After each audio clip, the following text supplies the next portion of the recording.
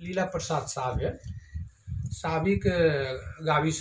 डिपही ward number 7 हाल माधव नारायण नापा ward number 1।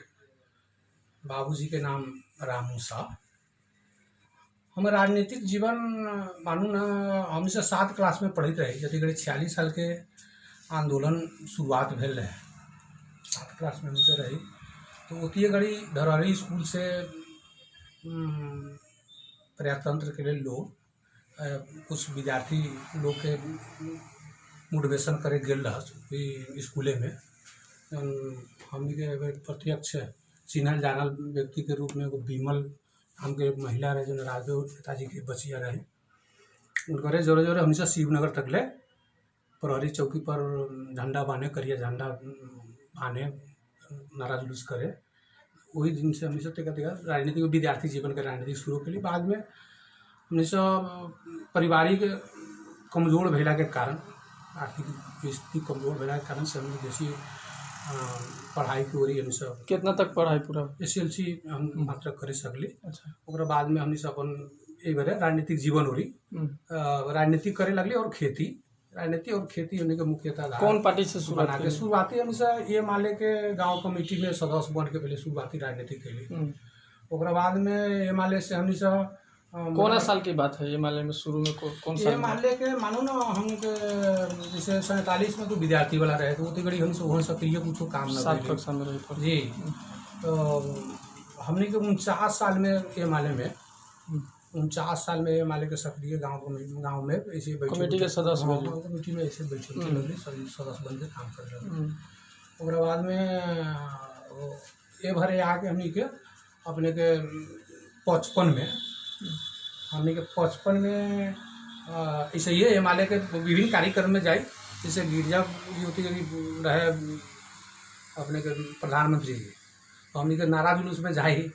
तो बरमहल मुर्दाबाद जिंदाबाद या उनकर अथी राजनामा देवे के बात रहे लेकिन राजनामा न देश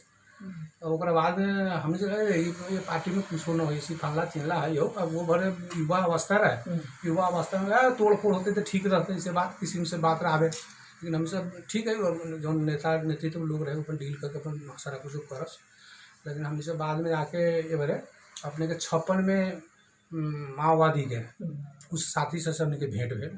कृष्ण थापा नाम के चौपुर के नेताजी रहस वो लोग से हमें से पहले भरे जाए चौपुर घूमे में तो भेंट घाट चिंजान हुए अब चिंजान के क्रम में 56 साल में हमेशा सक्रिय माओवादी के पार्टी में समावेश छोड़ के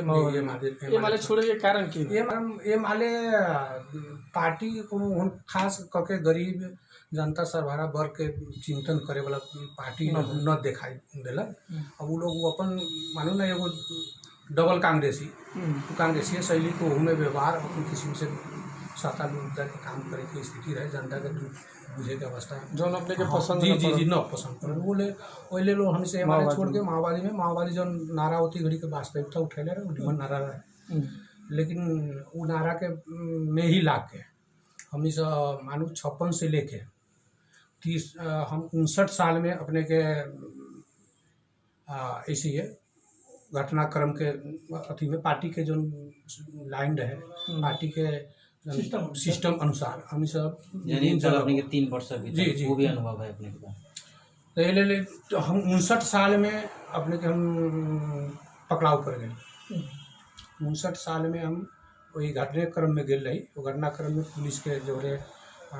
लुका छुपी के क्रम में मुठभेड़ में हमसे पकड़ाव कर ली तो 59 से लेके 63 तक हम 9 महीना तक लापता पहले प्रहरी रखले रहे 9 महीना हमारा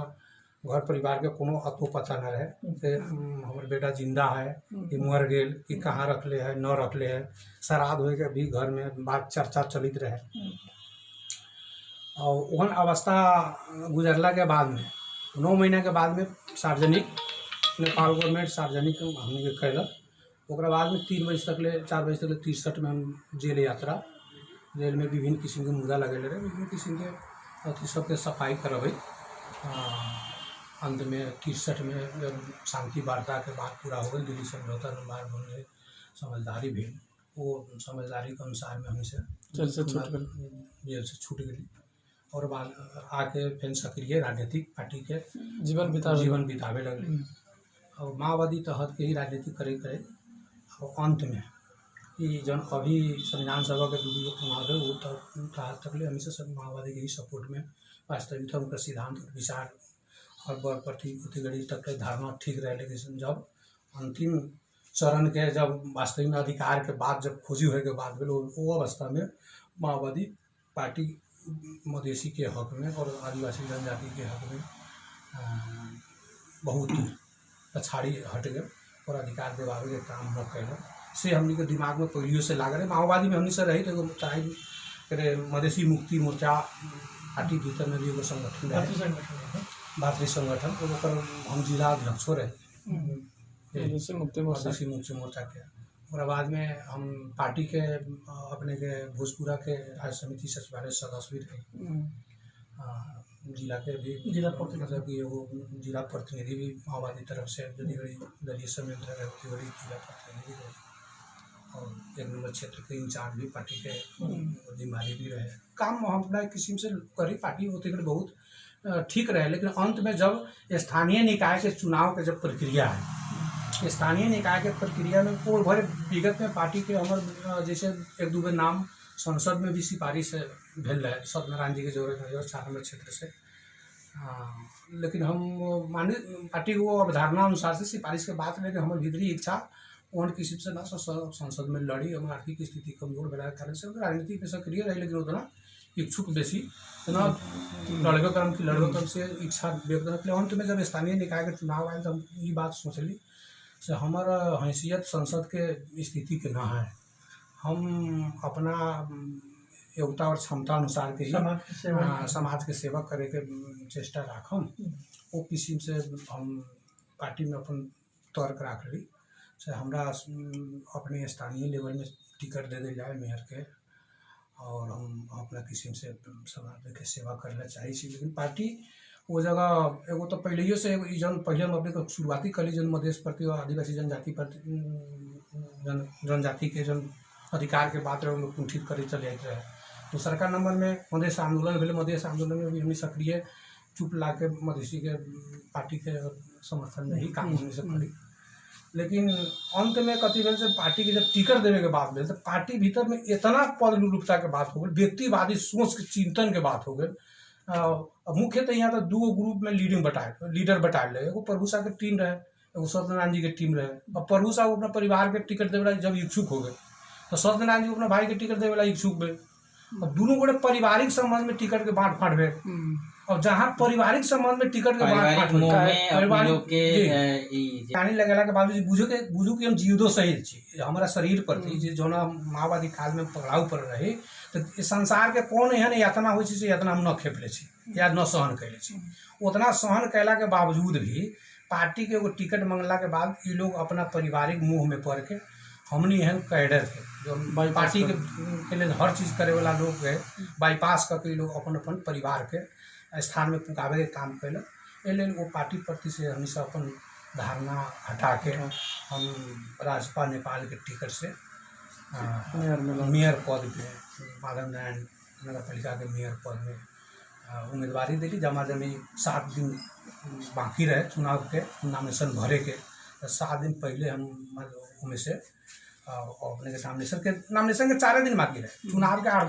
दिन बाकी रहे, 8 दिन। तो हम नॉमिनेशन उन पार्टी में से निकल के राजपा से हमारा टिकट मिलल, हम नॉमिनेशन भरली और पार्टी से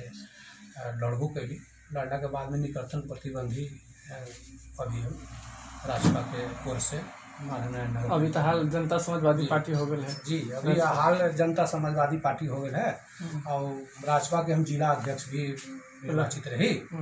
और जनता समाजवादी पार्टी हो गई है। और जनता समाजवादी पार्टी में ऊपरी के अभी सर्कुलर से कुछ आयल है और सर्कुलर अनुसार से पार्टी एकता होए के दिशा तक सर्कुलराइज होए और राजपा और फोरम की एकता बहुत निमन बात है मधेश और मधेसी जनता के लिए और समग्र में नेपाल के आदिवासी जनजाति के लिए भी मुक्ति के बाटो वास्तविक में है करे ये जनता समाजवादी पार्टी ही कर जो मतलब सबसे बढ़िया अगर विजन के रूप में अगर मानल जाए तो अपने देख ले हम जब जना टाइम में माओवादी काल में अपने के अर्थ मंत्री बाबूराम भट्टराई रहे, उस गतिगढ़ी अर्थ के मामला में जब एगो विजन ले अलन तो पूरा नेपाल के नेता से एगो अलगे लाइन में बात करी, कहाँ से पैसा ले आई, इतना कहाँ से विकास कर दी, कौन कहाँ से पूरा कर सकी, कि ढकोसला है एन किस्म के बात सब करे लोग। लेकिन उनका पास में विजन रहे तो वो से जो राजस्व के लक्ष्य रख ले रहे, लक्ष्य से बेसी भी राजस्व उठ रहे। ये लेल हमने के ये लगे था से जब अब ये जो पार्टी एकता भेल एमें विजन वाला लोग, नया विचार ले आए वाला लोग विचारधारा के लिए आयल छथि। जो बाबूराम जी छथि या उपेंद्र जी भी अपना टाइप से वो मधेश के आंदोलन कैले छथि, राजेंद्र महतो जी छथि, अनिल झा जी छथि, ये लोग मतलब कि अपन एगो मधेश प्रति के मतलब सदियों जीवन मधेसी के लेल अर्पण करे वाला नेतृत्व अनिल झा जी लोग अपन पूरा जीवने अपन ई धारणा रख के एकरा बढ़ावे छथि। मतलब कि मजबूती होए और समग्र में हमनी के जौन जो अभी के जौन प्रक्रिया अगर बढ़िया से सुचारू तरीका से हो जाए तो नेपाल के एक नंबर पार्टी के रूप में समाजवादी पार्टी बन सकले से हमारा विचार है। जनता अपने जनसंपर्क में छी, जनता के वास्तविक में सेवा करे ला चाहे छी तो अपने अपन भविष्य के जनता के भविष्य देखे के बात है। जनता के भविष्य जहाँ है जहाँ नेता के भविष्य, जनता अपने के नेता माने ला तैयारी है तो अपने नेता छी, जनता अपने के नेता न माने ला तैयारी तो अपने नेता कहाँ रहे। इसलिए जनता के भविष्य जो न मिली वही में नेता के भविष्य है। इसलिए जनता जहाँ है तो हम छी।